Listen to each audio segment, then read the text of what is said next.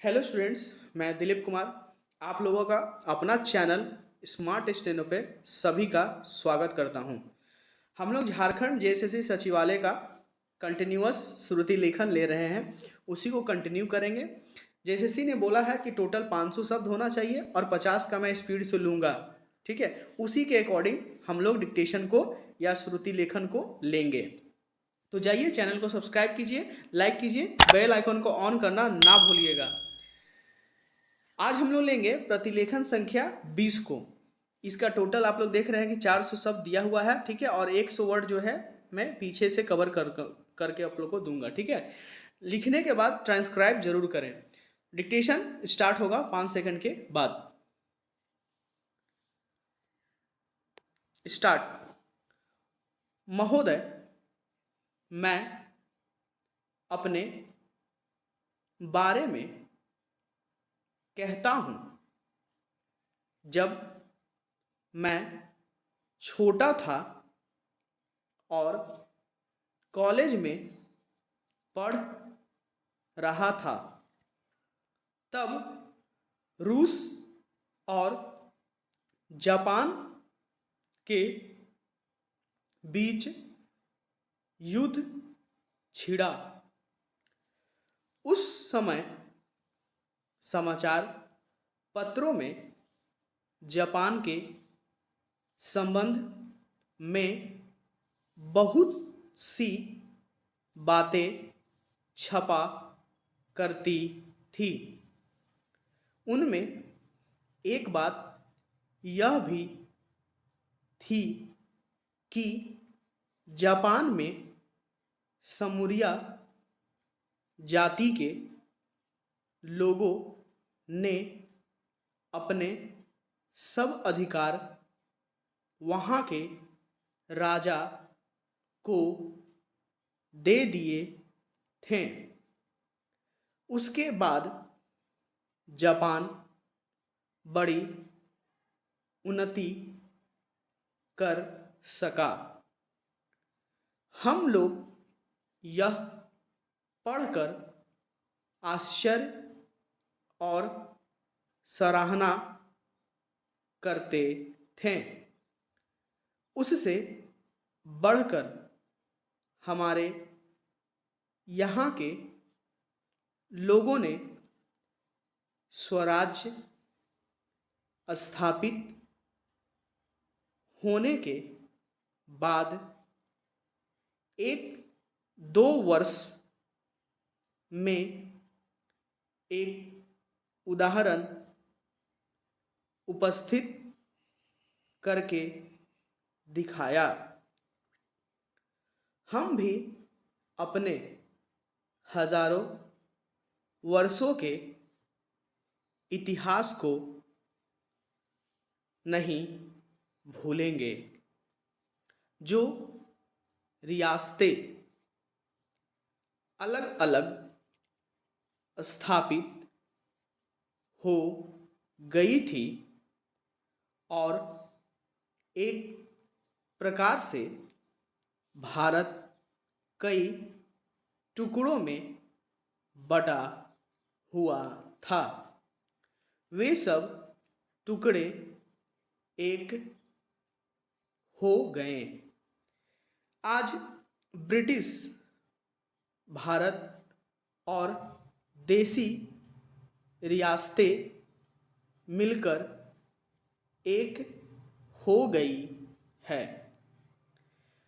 उसके बाद हमारे सामने यह प्रश्न आया कि भारत के लोग केवल स्वराज्य से ही सुखी नहीं हो सकते, उनको किसी न किसी प्रकार सुखी बनाना है।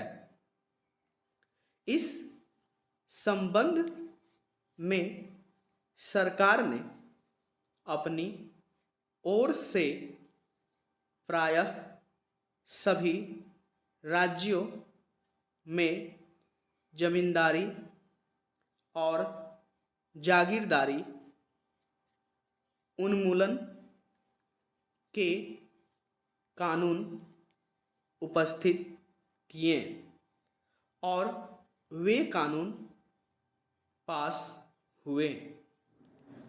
प्रसन्नता की बात तो यह है कि बहुत से स्थानों में कानून उन लोगों की स्वीकृति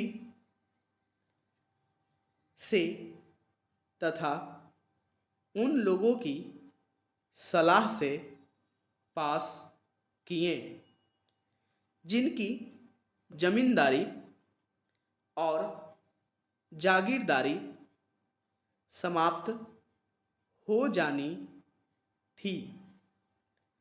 यह भी देश प्रेम का उदाहरण है। उन लोगों ने अपनी संपत्ति का त्याग इसलिए किया कि उससे सारे देश को लाभ पहुँचे। वह काम भी लगभग पूरा हो गया और पूरा होता जा रहा है। हमारे सामने मार्ग प्रशस्त है और अब हमें इस पर चलने की शक्ति चाहिए।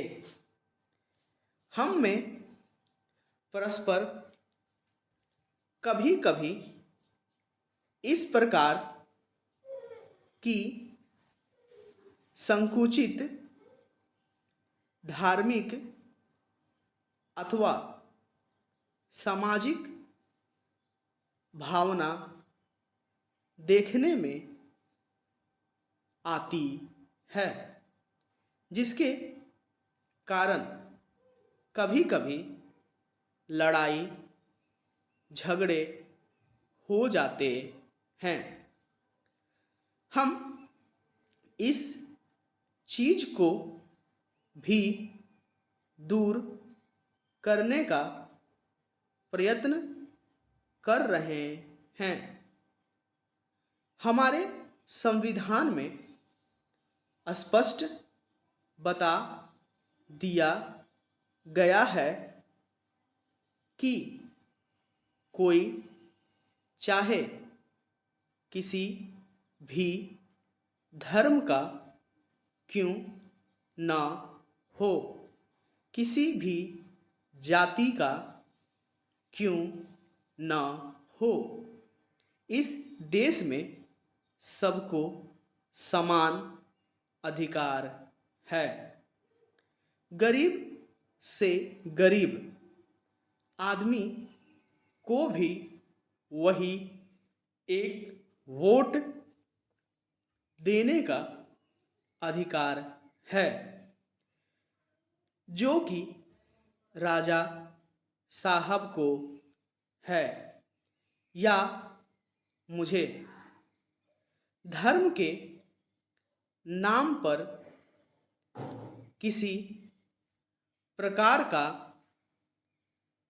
भेदभाव नहीं किया जाता है। हमारी वैदेशिक नीति में जो सबसे महत्वपूर्ण चीज है वह है सह अस्तित्व की भावना। उसी भावना के फलस्वरूप हम देखते हैं कि आज कोरिया का युद्ध नहीं हुआ, जो कि एक तीसरे विश्व युद्ध के रूप में परिवर्तित हो सकता है। हमारी इस नीति के कारण हमारे अमेरिकी मित्र हमसे कुछ अप्रसन्न भी हो गए, लेकिन यदि हम ऐसा ना करते तो आज संसार को तीसरा युद्ध देखना पड़ता। मैं बहुत ज़्यादा समय नहीं लूँगा, थोड़ा ही लूँगा। पूर्ण विराम।